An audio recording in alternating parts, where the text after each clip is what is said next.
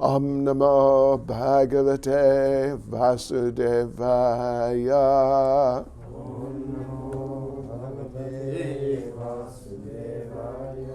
Om Namo Bhagavate Vasudevaya.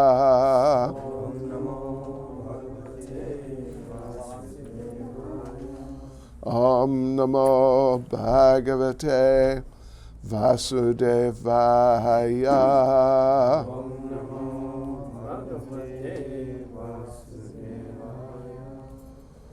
Srimad Bhagavatam, Canto 3, Chapter 16, Jai and Vijay cursed by the sages. Text 31.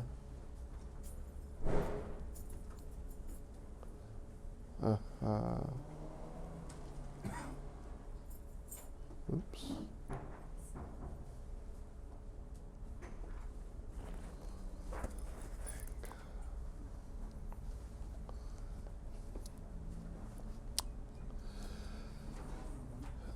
It's okay.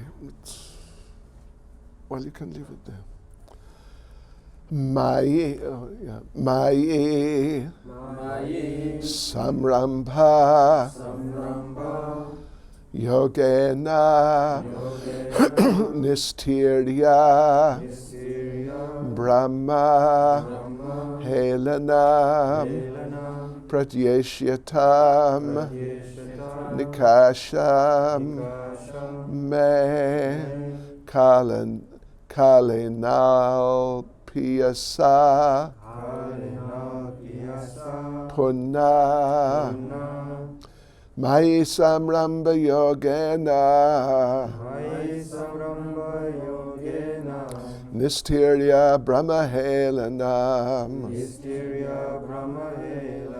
Pratyeshyatam Nikasham Me Kalinal Piyasa Punna Mai Samramba Yogena Nistirya Brahma Helanam Pratyeshyatam Nikasham Me Kalinal Piyasa Punna Mai Samramba Yogena Nistirya Brahma Helanam Pratyeshyatam Nikasham Me Kalinal Piyasa Punna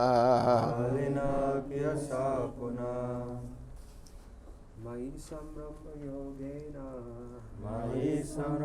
Yogena Nistirya Brahma Helanam Pratyeshyatam Nikasham Me Kalinal Piyasa Punah Mai Samramba Yogena Nistirya Brahma Helanam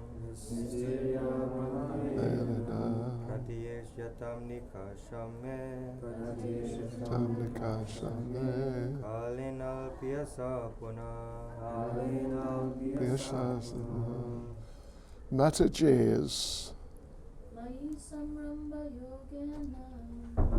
Samramba Yogena Nistirya Brahma Helanam Pratyeshyatam Nikasham Me Can you close the window back? Kalinal Piyasa Punah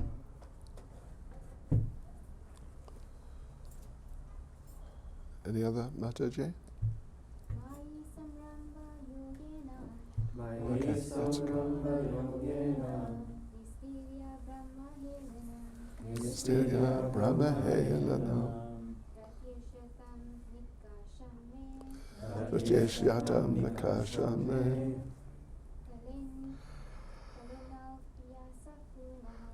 Kalinal Piyasa Punna Mai, unto me, Samramba Yogena, by practice of mystic yoga in anger,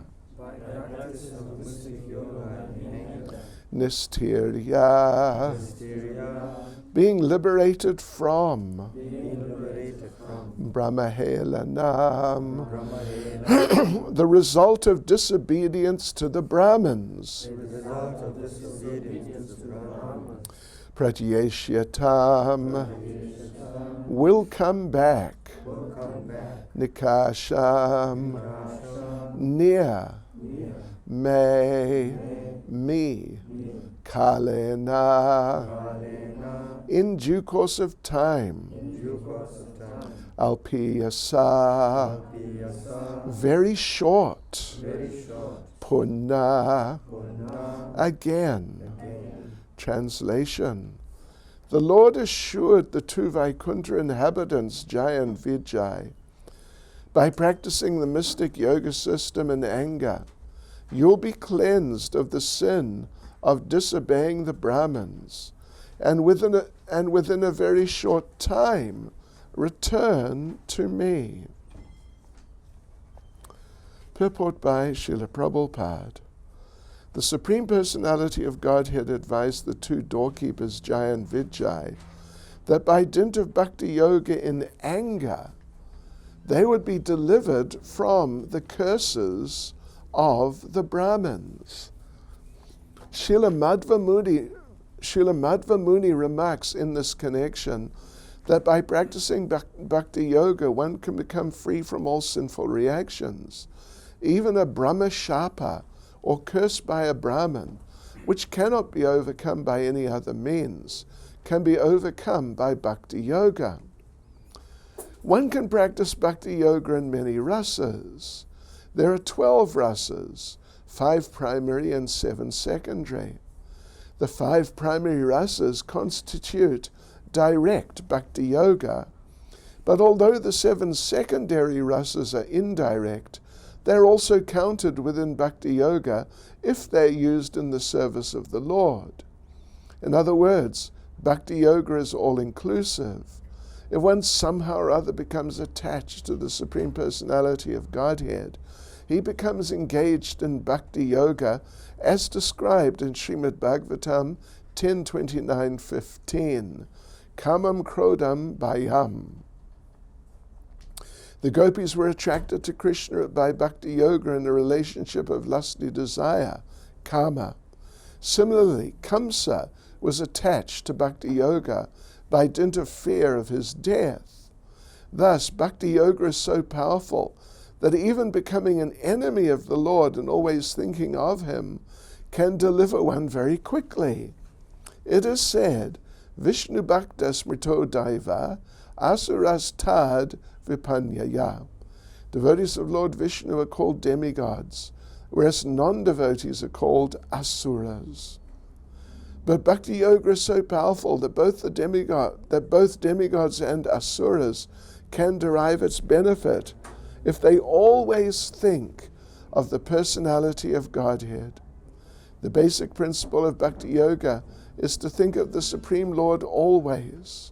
The Lord says in Bhagavad Gita 18:65, Manmana bhava madbhakta. Always think of me. It doesn't matter which way one thinks. The very thought of the personality of Godhead is the basic principle of bhakti yoga. In the material planets, there are different grades of sinful activities, of which disrespecting a Brahmin or a Vaishnav is the most sinful. Here it is clearly stated that one can overcome even that grave sin simply by thinking of Vishnu, not even favorably, but in anger. Thus, even if those who are not devotees always think of Vishnu, they become free from all sinful activities.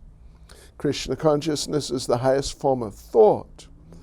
Lord Vishnu is thought of in this age by chanting Hare Krishna, Krishna Krishna, Hare Hare, Hare Rama, Hare Rama, Rama Rama, Hare Hare. From the statements of the Bhagavatam, it appears that if one thinks of Krishna even as an enemy, that particular qualification, thinking of Vishnu or Krishna, cleanses one of all sins. Just a point of detail in the very last sentence there. Prabhupada says, from the statements of the Bhagavatam, it appears that if one thinks of Krishna even as an enemy, that particular qualification, thinking of Vishnu or Krishna, cleanses one of all sins. So, thinking of Vishnu or Krishna is in italics, means a special emphasis is being given to it. Okay, let's read the verse again. Maisam ramba yogena nistirya brahmahelanam pratyesh yatam dakasham me kalinal piyasa punam. The Lord assured the two Vaikuntha inhabitants, Jai and Vijay, by practicing the mystic yoga system in anger, you will be cleansed of the sin of disobeying the Brahmins, and within a very short time return to me. Nama Am Vishnu Padaya Krishna Prestaya Bhutale Shrimati Bhaktivedanta Swaminiti Namane Namaste Saraswati Deve Gauravani Pracharane Nirvishesha Shunyavadi Paschitya Deshatarane Sri Krishna Chaitanya Prabhu Nityananda Sri Advaita Gadadha Shivasadi Gaura Bhaktavrinda Hare Krishna, Krishna Krishna, Hare Hare Hare Rama, Rama Rama, Hare Hare Vanchakapaturibhyas Chakripas Sindhu Bhyevacha Patitanam Pavanebhyo Vaishnavebhyo Namo Namaha. Hare Krishna. So this is a rather extraordinary point. It's a really extraordinary point.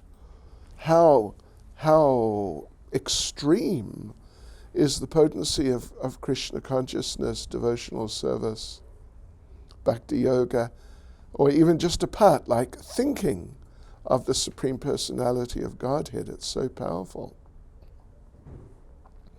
It can just overcome even the worst type of reaction to the worst type of sinful activity, offensive activity. Yeah. Even a Brahma Shapa, cursed by a Brahmin, which cannot be overcome by any other means, can be overcome by Bhakti Yoga. So, well, the story, I'm sure you're aware, of Jai and Vijay, gatekeepers of Vaikuntha. They've been cursed. And to fall down to this material, well, it's a bit of a long story, but basically the idea is that they will take 3 births in this material world as demons. And then, as the Lord states here, that they'll, in this mood of anger, they'll be directly or indirectly performing devotional service, bhakti yoga, and in this way they'll become cleansed of the sin which they've committed, disobeying the Brahmins, offending the Brahmins, upsetting the Brahmins, and not just that, but being cursed by the Brahmins. And then they'll return. He says within a very short time, 3 lifetimes. Yeah. We might not have thought of 3 lifetimes as being short, but certainly on a greater scale, cosmic scale, it's very short indeed. They were offered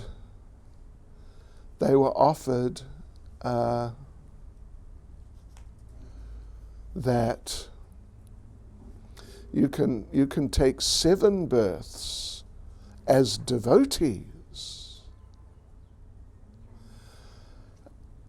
or 3 births as demons.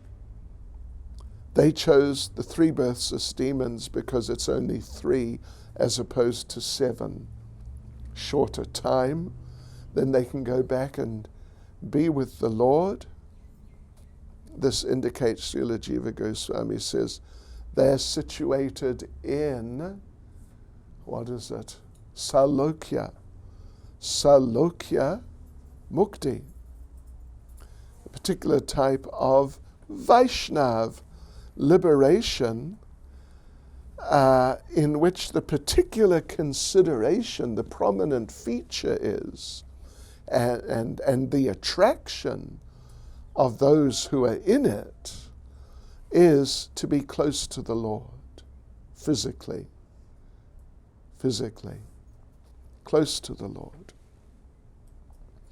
So this was their choice, and the Lord, this is just the end of that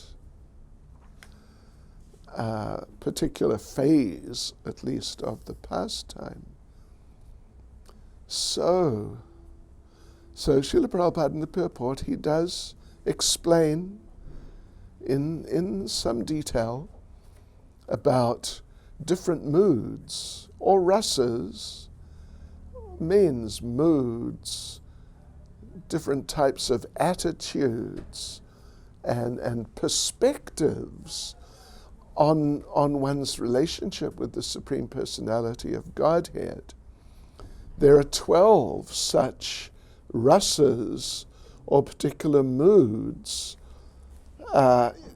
which inherently have particular types of perspectives or ways of seeing the Lord and ways of relating with Him and different types of feelings towards Him. So there are 12. 5 are called primary and 7 are called secondary. 7 are secondary. So the five primary rasas, they are, first of all, on the lowest level, a rasa or mood of neutrality towards the Lord. Second is dasya rasa, in which there's a mood of being the servant of the Lord. And third is friendship, in which there's the mood, it's different from being a servant, quite different. The mood of being a friend. Being a friend and being a servant. You know, some people, everyone has friends. Some people, not everyone, but some people have servants. And the mood of like a good servant is very different from the mood of a good friend. So like this, the mood is different, and the perspective or the way of seeing how the person sees the Lord and appreciates the Lord, and how the person interacts with the Lord, the moods, it's all very different. It's very different.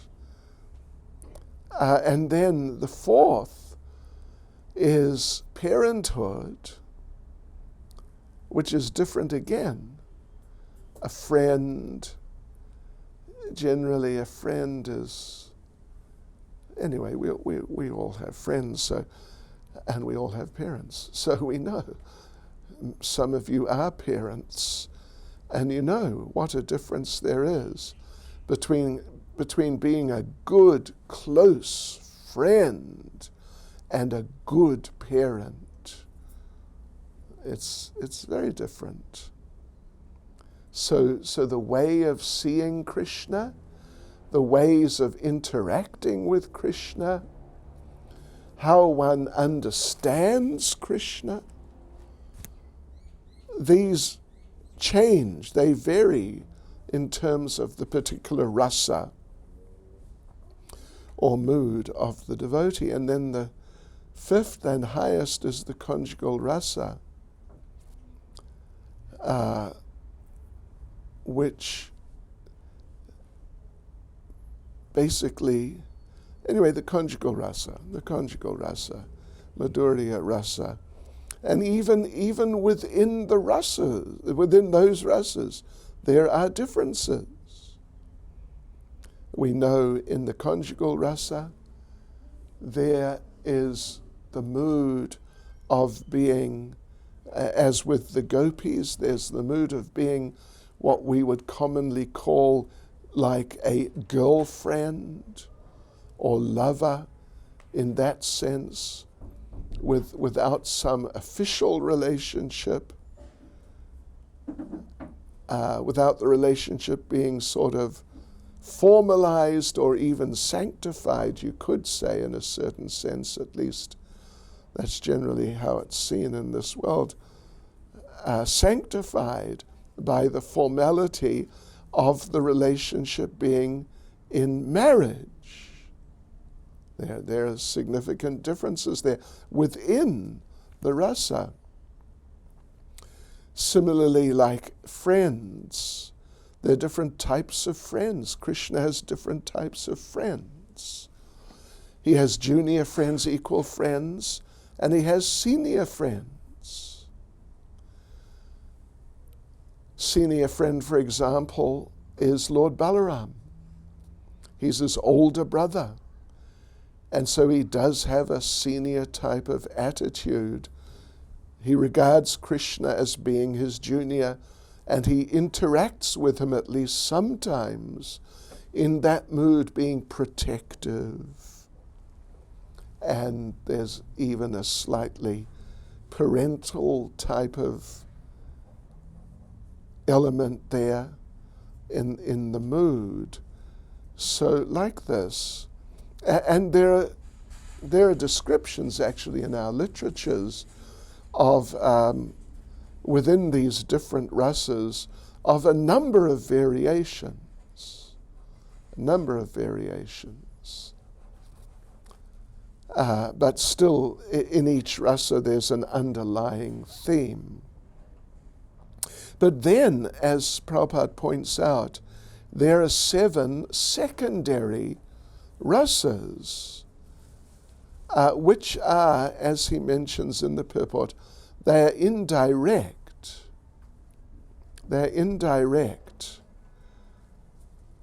And particularly here in this particular case, the particular mood is one of anger.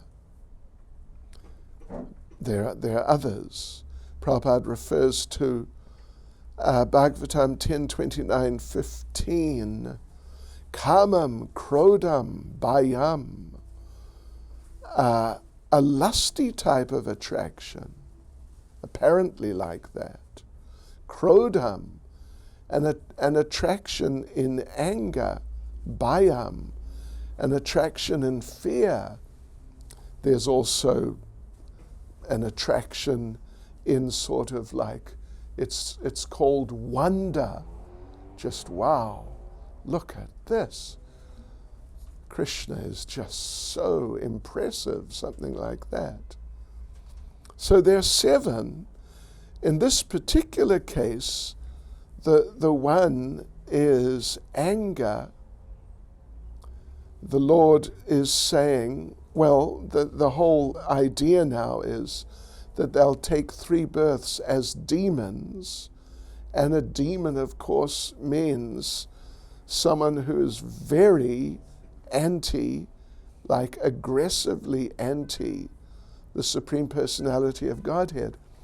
If a person isn't really anti, like opposed, if the person is not in a mood of opposition to the Lord, but is just sort of not interested, got other things to get involved with, and not really a particular mood of rejection of the Supreme Personality of Godhead, then generally that person would be considered in the category Prabhupada uses the term innocent, an innocent person.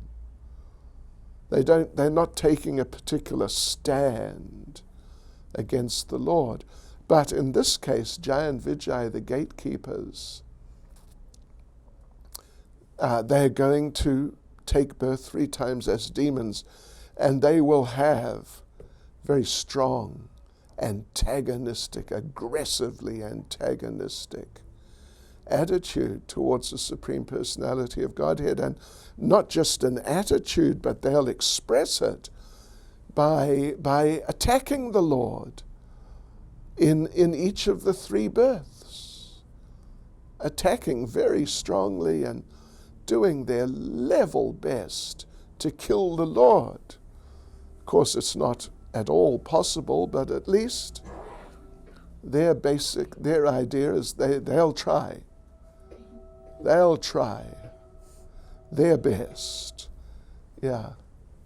They'll try their best, even if it means dying trying, which they do actually.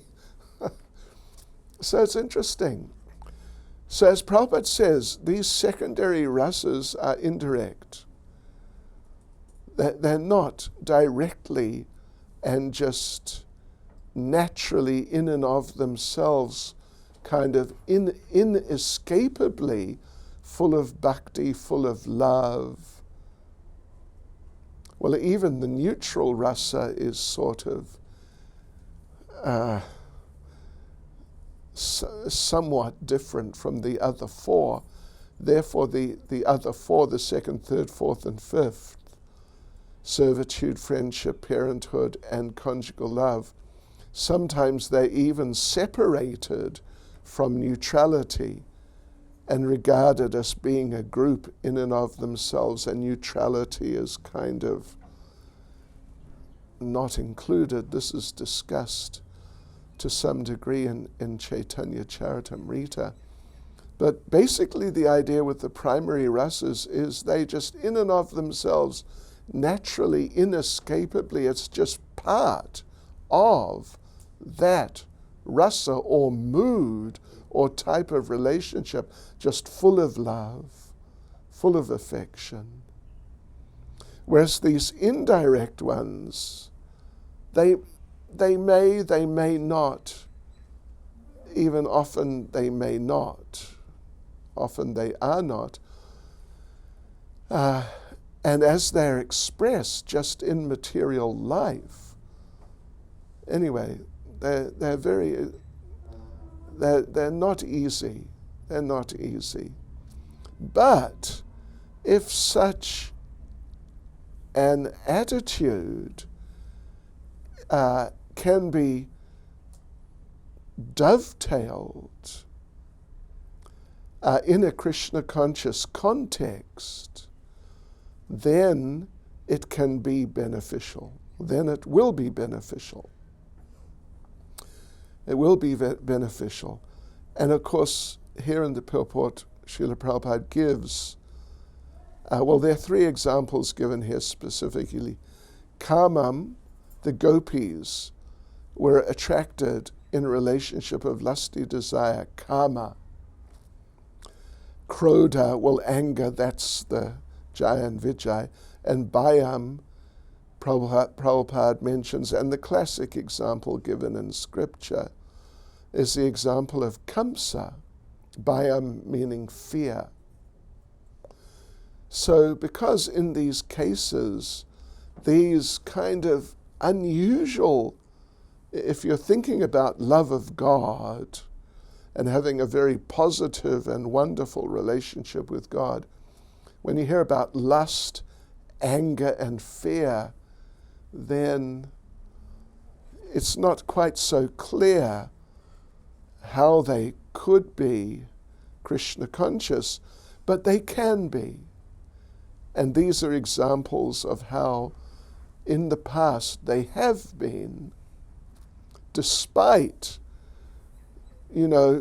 easily being interpreted and understood in other ways.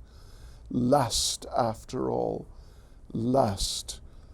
The idea is presented here that the gopis had a lusty attraction to Krishna. Of course, we should understand very clearly that the gopis are the gopis. And therefore there's no question of it just being lust, as is so prominent in this material world. But it looks like lust. Actually, what it is, their attraction to Krishna, to be with Krishna, the lust, you could say, in the sense of the desire, what I want, this desire which is just driving me towards Krishna, the lust or the desire, in their case, is the desire to serve and please Krishna. It's not really at all lust as it's classically known in this material world, but it's that sort of quote-unquote lust. They want to serve Krishna at any cost, to please Krishna somehow or other, do anything, literally. If it pleases Krishna, that's it. So amongst these examples given here, the example of the gopis is in a different category. It's arguable, not just arguable, but it's a fact that when in the Bhagavatam, when Krishna enters Mathura and meets Kubja, if you're familiar with the story, she was a hunchbacked woman who used to supply King Kamsa with different types of scents and scented oils and scented ointments and this sort of thing, scented cosmetic type things. And she met Krishna in the street when Krishna had just entered Mathura, and Krishna approached her, and she was hunchback and just, physically quite seriously disabled, that sort of condition. Krishna grabbed her cheeks and jerked her up, and she became, from being really bent over, she became just upright, fixed. And instead of being just not a nice looking person or body, suddenly she became a very attractive looking young woman. And then, as it's presented in the Bhagavatam, then she actually experienced a lusty attraction towards Krishna just in those terms.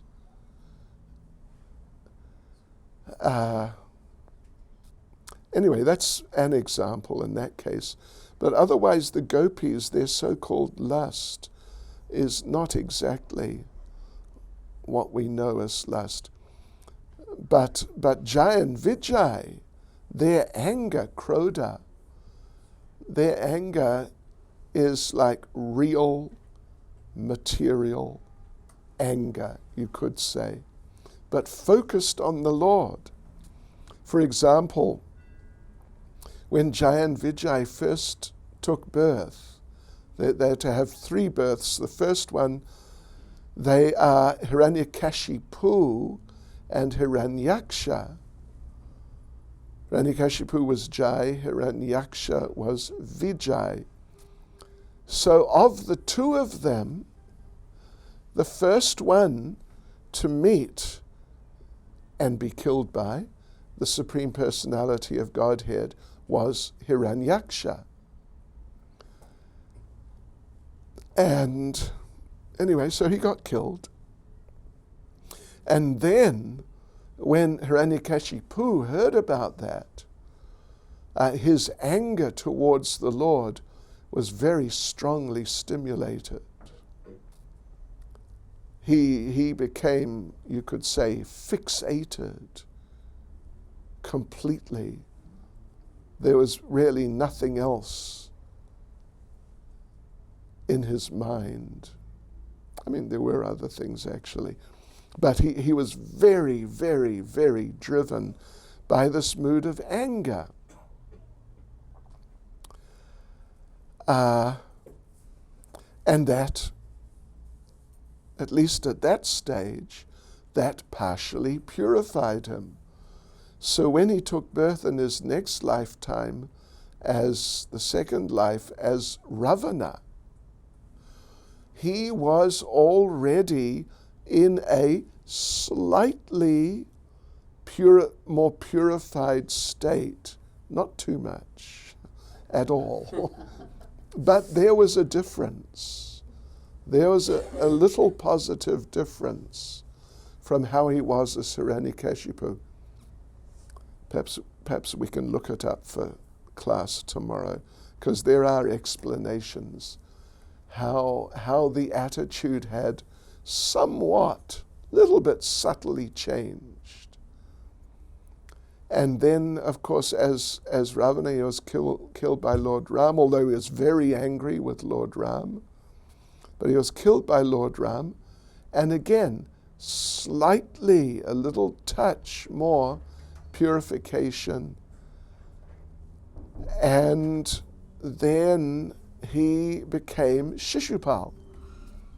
And again, Shishupal was in a slightly, not too much at all, but slightly purified state from how he was when he was Ravana. So that's there.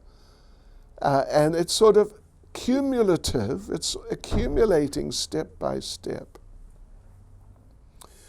And then so the curse was 3 lifetimes, but by the arrangement of the Supreme Lord, they made a 4th appearance, a sort of guest appearance.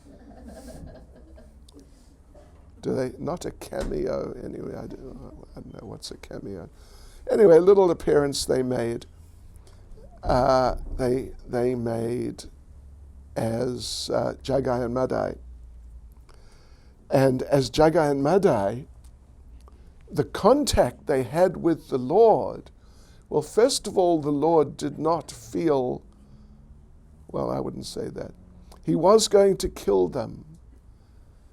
But by the appeal of Lord Nityananda, he decided not to kill them, and he didn't kill them. And just by all these interactions, the mercy of Lord Nityananda, the contact with Lord Chaitanya, all these things are going on. And actually they became devotees. Not just devotees, but through their attachment to Lord Chaitanya and Lord Nityananda, they got elevated from their position as Jayan, Vijayan, Vaikunta to become associates of Lord Chaitanya and Lord Nityananda, which means a type of, they became residents of Goloka Vrindavan instead of simply being residents of Vaikunta. Yeah, it's a more elevated position. All on the basis of their anger. Yes, and then Bayam is Kamsa, he was afraid. He heard about the curse.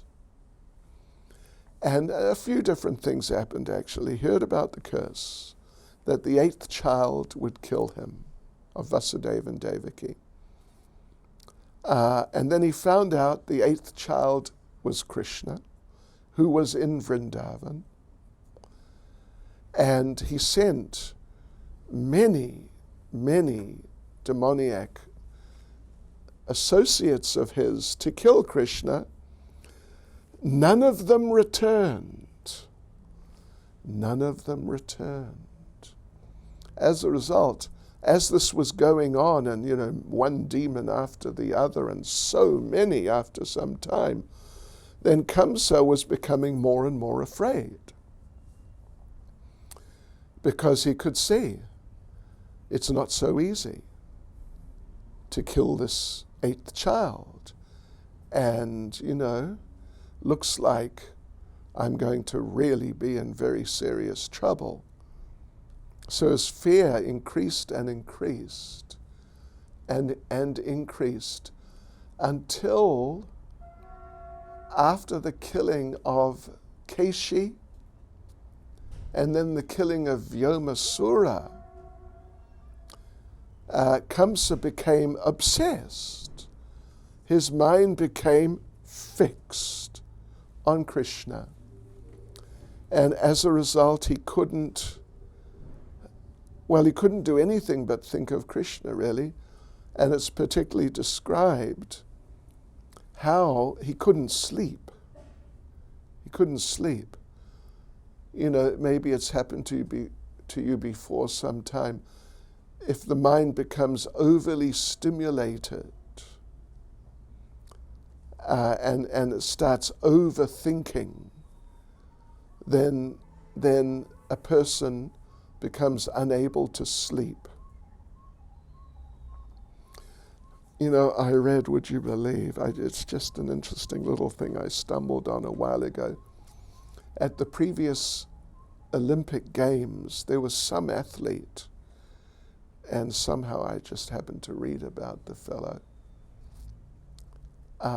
And in preparation for his, competing, of course, they train like mad, but part of the training was doing some mental exercises so the mind is not too active, because the tendency is, in the big competitions world, that the person's thinking, how am I going to win? They get focused like that.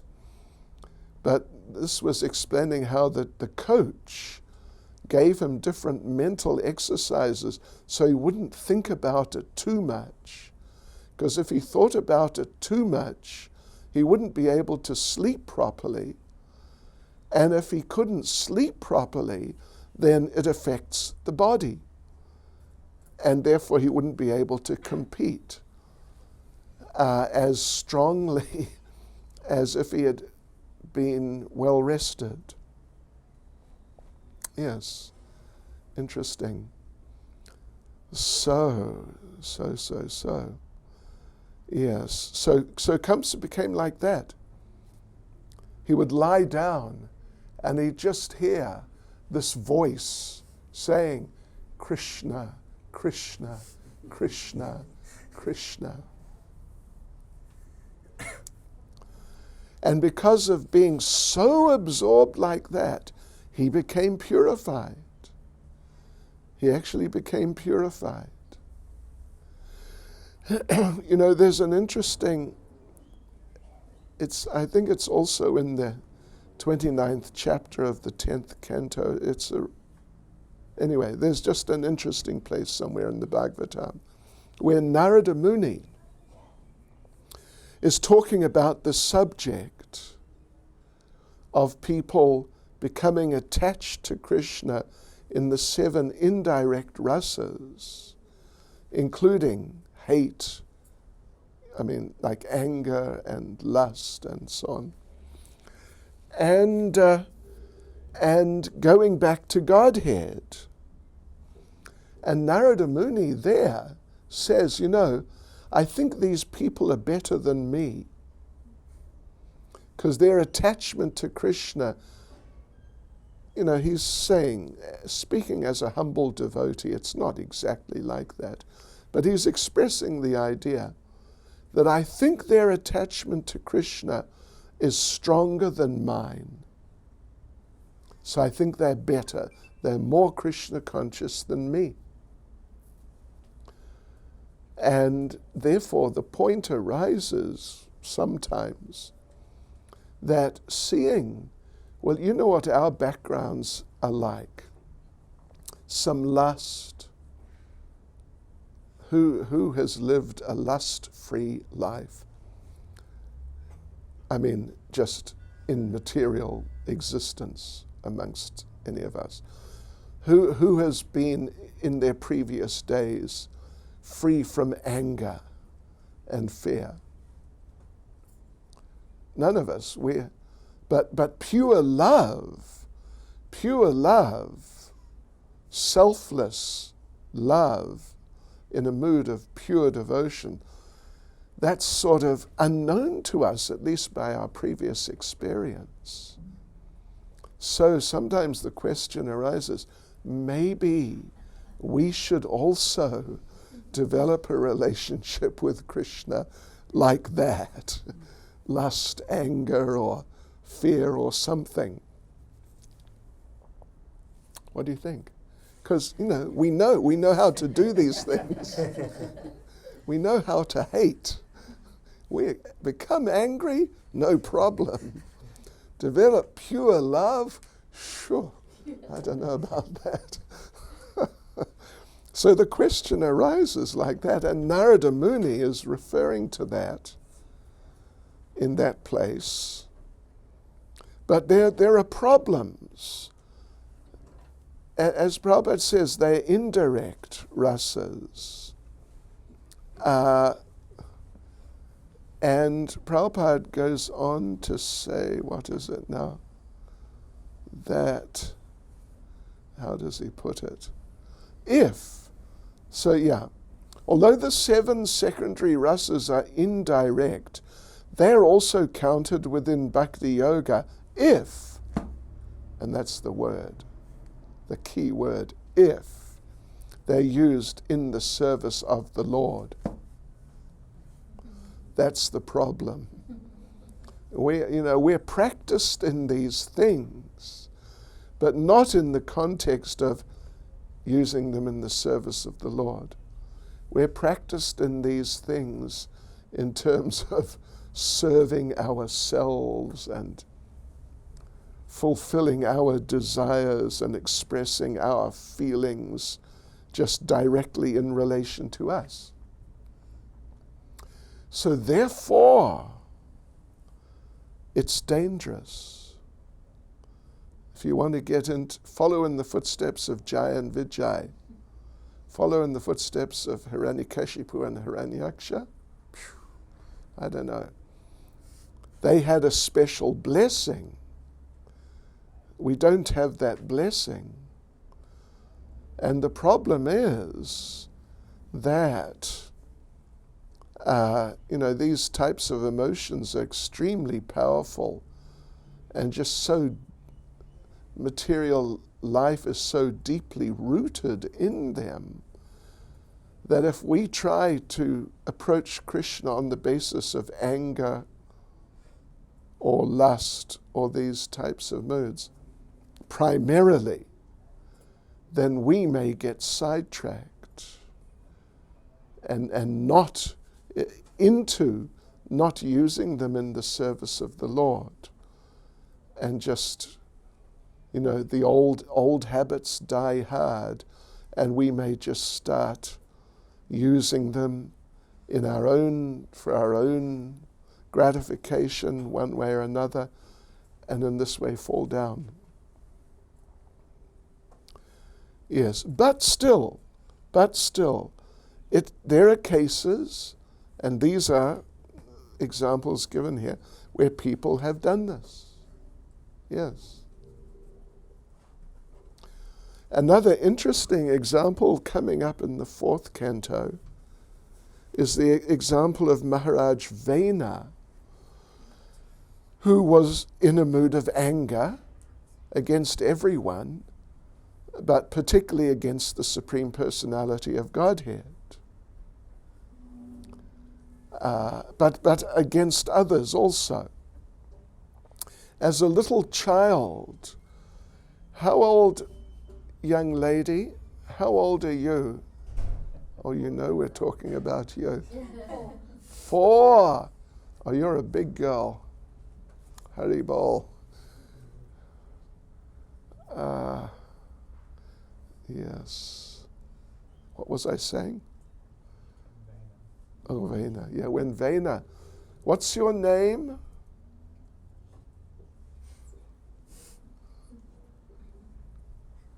Anyway. Sorry, Swami, she's really shy. Shanae. When Vena was Shanae's age, he would play with his friends, as I'm sure Shanae does. And they sometimes, they'd have these sort of little children's war games and things. I mean, that's not for the girls, but he was a boy. So, whatever, the cops and robbers or something like that. And in those games, sometimes the little children, they, quote unquote, shoot each other and kill each other and bang, bang, you're dead. No, I'm not. Yes, you are. No, I'm not. And it's all just a childish game. But he would actually kill his little friends. He would actually kill them. Yes, so he's a tough guy. But the interesting point is, so he hated everybody. And he hated Krishna too. And he banned religion. No religion other than worship of him. Anything else was like capital punishment if you were caught doing it. But the thing is, what's described there, he is mentioned in this context, the same context of Jai and Vijay, their obsession in the mood of anger to the exclusion of anything else other than the Lord. Like it said about Shishupal, when he was even younger than Shanae, and he couldn't even talk, it means whatever it means, 1.5 or 2 or something, couldn't express properly, just some broken terms. He only expressed hatred towards Krishna, even in the broken language of a child. Yeah. So Shishupal was purified. Vena, because he was not totally obsessed, because he hated other people also, therefore he didn't go back to God. He didn't go back to Godhead. He went to hell because he was not completely fixed in hate, in anger. He was angry about other things or other people. So he went to hell, which is normally what happens when someone is a very angry and hateful and nasty and aggressive and abusive type of person. Normally they go to hell. So that's what happened to Vena, but that's not what happened. In these cases, they actually became purified, although it was indirect. Of course, these secondary rasas, they are also manifest in devotees, means the perfect devotees. Yeah.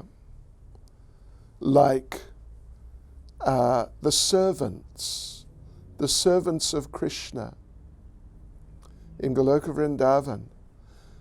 They had, that's the primary mood. I am the servant of Krishna, and that's just my everything.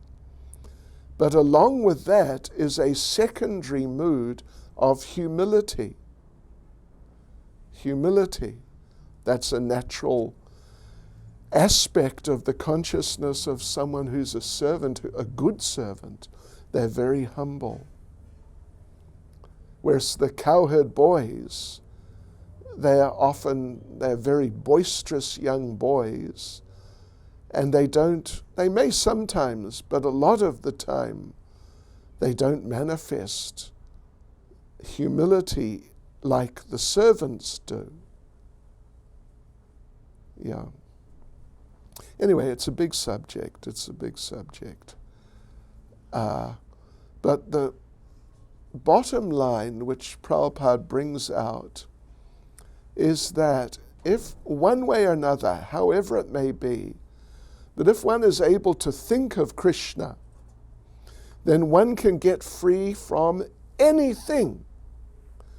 There's no material negative thing which will be too powerful that you will not be able to overcome it, even if you're thinking of Krishna absolutely wholeheartedly.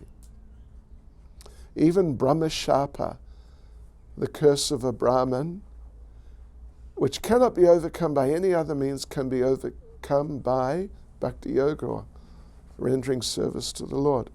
Of course, there's another thing which is not so much mentioned here. If you offend a Vaishnav aparad, that's another thing, because it's not material. Brahmashapa, or the curse of a Brahmin, is material. Even though it's very serious material, but it's still material, therefore it can be overcome by Krishna consciousness. But offenses within Krishna consciousness, that's another thing. Therefore we have to be very careful. Don't become angry with the Vaishnavas. Even if the Vaishnavas or some Vaishnav does something even against you, which, many ordinary people would take great exception to, always try to remain in a sheltered state of consciousness under the lotus feet of the Lord, and not let that tendency for self-centered anger come up and take over. So, yes, devotional service, and particularly thinking of Krishna, is so powerful. Nothing material, as long as one is sufficiently focused, nothing material can stand in the way. Therefore, Srila Rupa Goswami says, Yena kena prakarena mana Krishna naveshayet. Yena, in this way, kena, in that way, yena kena prakarena, in some way, in any way, mana Krishna naveshayet. Think of Krishna. Somehow. Whatever it takes, do it. But do it. Think of Krishna, and you'll be delivered. Hare Krishna. Srila Prabhupada ki. Devotees of the Lord. We can take a question if there is. If there isn't, it's okay too. But let us introduce one devotee to you. I want to introduce to you, nice devotees, the chairman of the National Council of ISKCON in South Africa. Seriously. Swarup Damodar Prabhu. Haribol. Any comment? I have a question. Whatever. The goal of life, the goal of our practices is to please Krishna. And in the case of these three birds, Jai and Vijay's three birds, it is sort of arranged that Krishna, because he wanted to experience some chivalrous ras, he chose his devotees. So they were chosen, and they really got into the character, and they were pleasing Krishna by their sense of animosity towards him and fighting. But then, if in the midst of it, if they had a change of heart and Ravana decided everybody was preaching to Ravana. Yeah. And he desisted. Yeah. Would that have been pleasing to Krishna, or more pleasing to Krishna than if he were to continue with, the plan, basically? Okay. Well, that's a good point. And the answer would be that, well, in fact, it happened. You mentioned Ravana, wasn't it? Yeah. Ravana, when Vibhishan abandoned Ravana and left Lanka and flew across to join Lord Ram, then somebody, I think maybe Angada, anyway, one of the prime principal monkey warriors, when they saw him coming in, they realized, who is this person? It's one of Ravana's brothers. So this particular monkey warrior was urging Lord Ram, kill him. But Lord Ram initially was saying, no, let's just wait and see what he wants. But then the monkey was insisting and insisting. And eventually Lord Ram sort of, in a pointed way, just told him to stop. And told him that even if Ravana comes, well, Vibhishan had come and thrown himself at the lotus feet of the Lord and said, my Lord, from this day on, I'm yours. It's a famous verse. And it's in Nectar of Devotion. And Lord Ram told the monkey that even if Ravana himself came and did like this, I would accept him.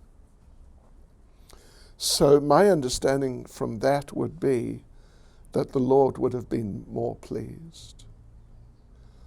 Like when Jagai and Madai became devotees, in fact, then the Lord was very pleased with them. So,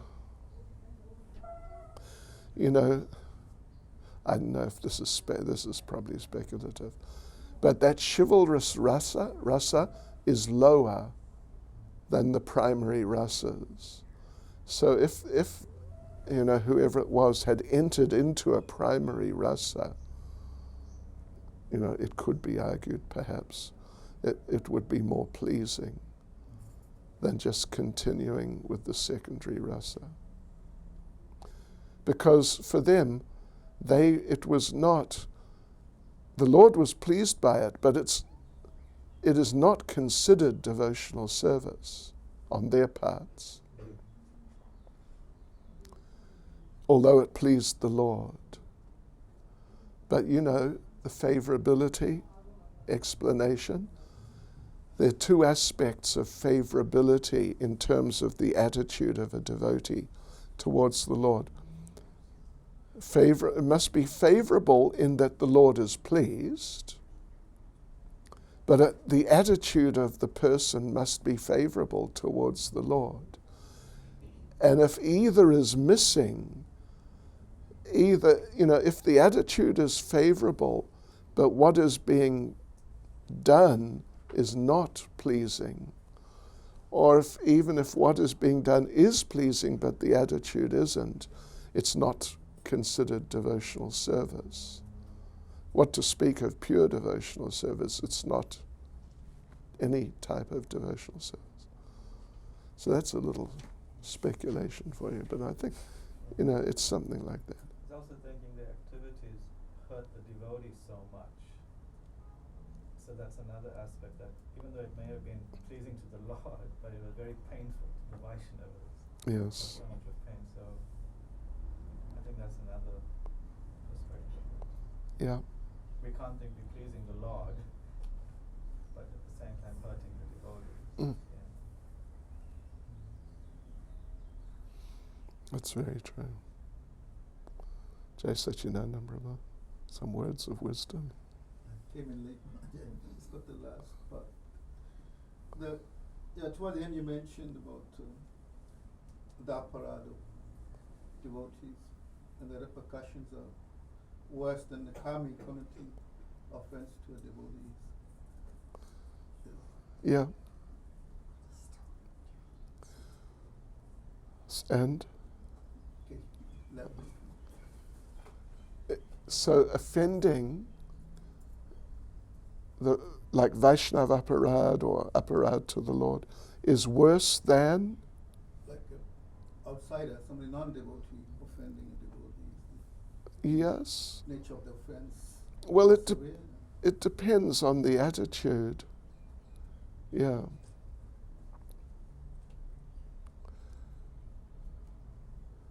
It may be.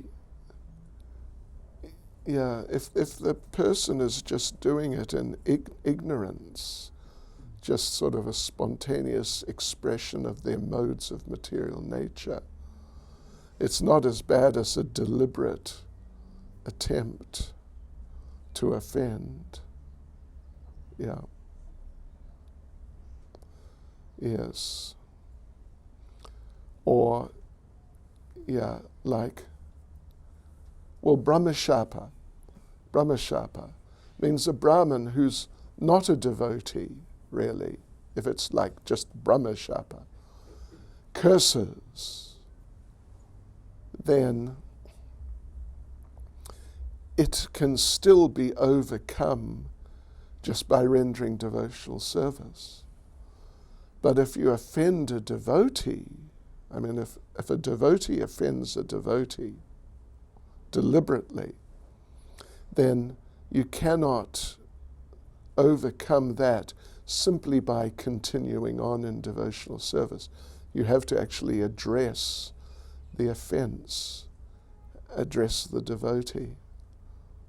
Whereas the way Prabhupada puts it here is that simply by just carrying on in devotional service, you'll overcome the effects of Brahmashapa or any sort of material thing which has been there.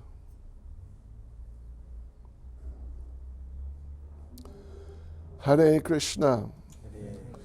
Srila Prabhupada ki.